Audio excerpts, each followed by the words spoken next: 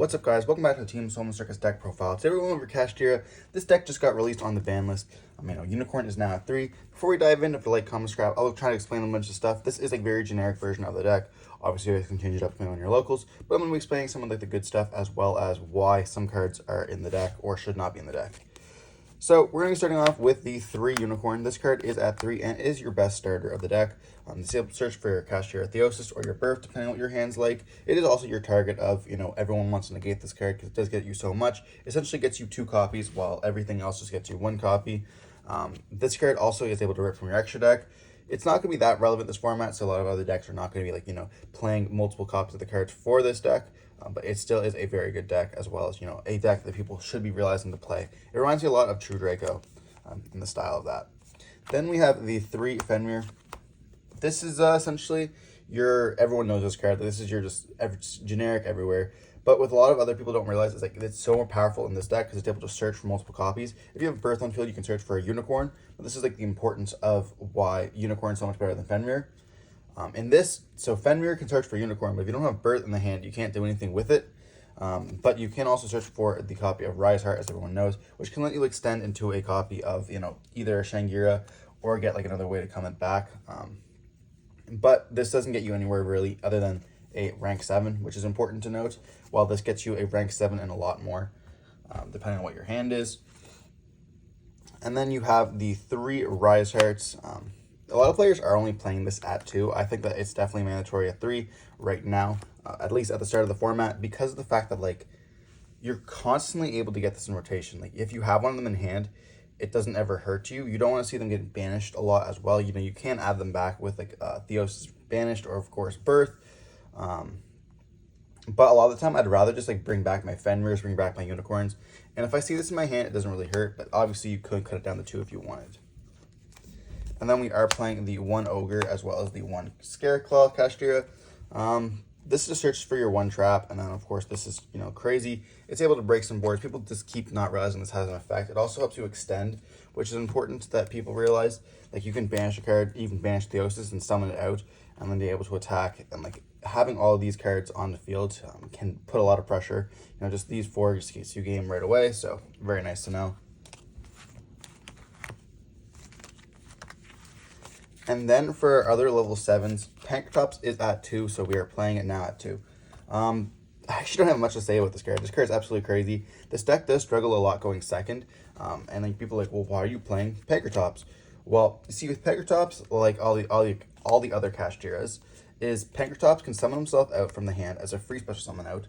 Then it can pop a card, so you can still free up your board for your copies of Unicorn, or any other of the Kashtiras.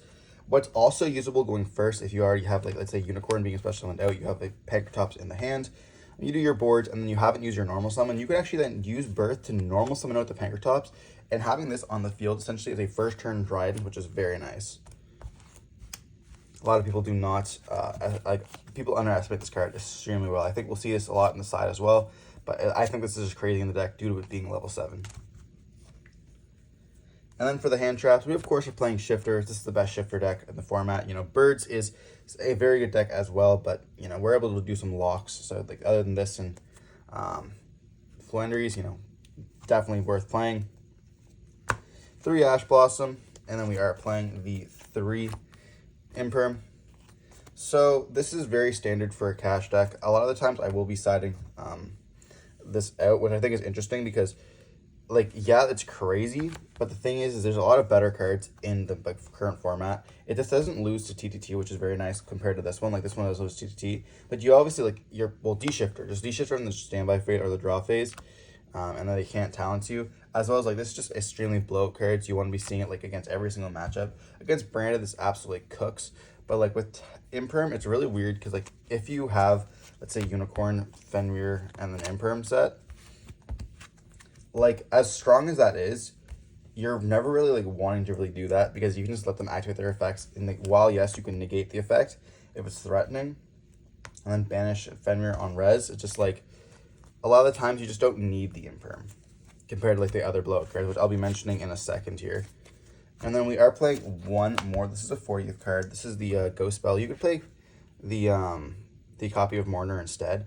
I just think Ghost Spell is really good this format, especially if you don't have Shifter. Like, obviously, paired up with Shifter, it's not that great. But versus, like, Fire King and then Labyrinth, this deck is very good just to be able to hit it, which I thought was really necessary. Like, I wanted to have 4 cards to go against Lab and Fire King. So that's kind of my ratio logic there. And then you are playing the 3 Pressure Planets and the 1 Terraforming. Not much to say about this. Obviously, you want to search for your Pressure Planets as much as possible. And then that's going to let you go into any copies of your Kashtira cards, whatever you're missing. And then we have the 3 Theosis. This card is what tags out all your stuff, essentially E-Telly from the deck. And then, of course, when it's banished, you can get your add-backs. And we're also on the 3 Births. This card is just absolutely crazy. I don't know how this card's still at 3. This card single-handedly bodies a bunch of those spell card decks, which is just absolutely disgusting. Like, if they activate any of the stuff, you can start banishing cards from the graveyard. It bodies Branded, it bodies Fire King, it bodies so many cards. Like, you're able to just get rid of your Runics if they activate a single spell card in their grave.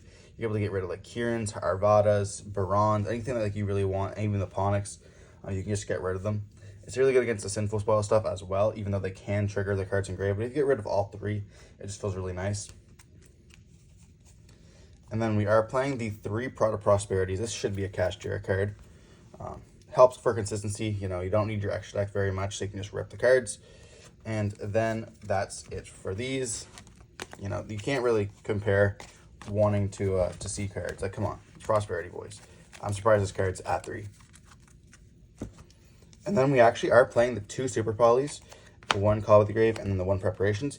Now, the reason why we're not playing Big Bang is because Big Bang really only works with Shangira. Well, obviously, you don't have the Arias art anymore.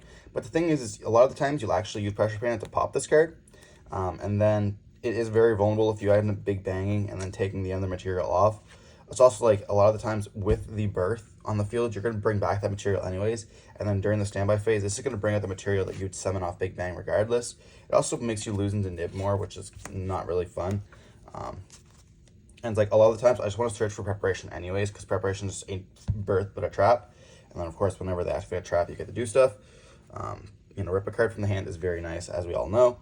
And Super Poly, I think that Super Poly is not mandatory in this format, but it's just very nice because it ends up getting rid of boards. Like, this deck kind of struggles against like a Baron SP board. So being able to Super Poly that out for, you know, that Gear Frame, it's very nice, as well as like it's never really dead against a bunch of other decks as well. So that's why we're testing it out only at 2. You could cut the bell for the 3rd copy of it. I just didn't want to brick it, and I was finding myself bricking a lot in testing, so I wanted to, like, you know, minimize that. And people are like, oh yeah, well, why would you do that if you have like a copy of a Fenrir or anything like that? So a lot of times you can just summon out Fenrir, and then just as soon as if they have no response to this, you just go Super Poly, and then you just get rid of their cards on the field. They can't respond with SP, which is very nice as well, and they can't, of course, Baron negate. So they just end up getting rid of 2 cards, and it's like, okay, well then Fenrir can go wild. Now for the extra deck, we're playing 2 Shangira. I find this is absolutely mandatory at 2. I saw other builds only playing 1 of this, but a lot of times you can end up 2 on 2 of these and just absolutely just dominate. You don't really do that a lot, but it's just like still important. Then we're on 1 Kashtira, Dragon of Annihilation. This card really should just be a Kashtira card. It also can banish your Theosis from the graveyard, which is important. Tier is not that relevant in this format, but we're going to be seeing Fire Kings being pretty relevant. And this card's able to like take a Fire King card really easily, so it will also play it. It also is good graveyard modulation, so. Then we're on the 1 Big Guy. We like to suck monsters, so we take it. Dragosack. Skill Drain's still at 3. They hit all a bunch of cards, but Skill Drain's still at 3, so we have to play around this. Which are Dragosack, which is fine. And then I am actually opting to play 2 Red Eyes Flare Metal Dragon. So I was having a 15th slot in my deck, and I was trying to decide which card I wanted to play. You know, I'll mention the other 2 cards. So I was thinking I could either play double Zeus, doesn't come up a lot, double Big Eye, doesn't come up a lot, double Sky Crisis. Now, Sky Crisis is not really always summoned unless you're kind of losing already.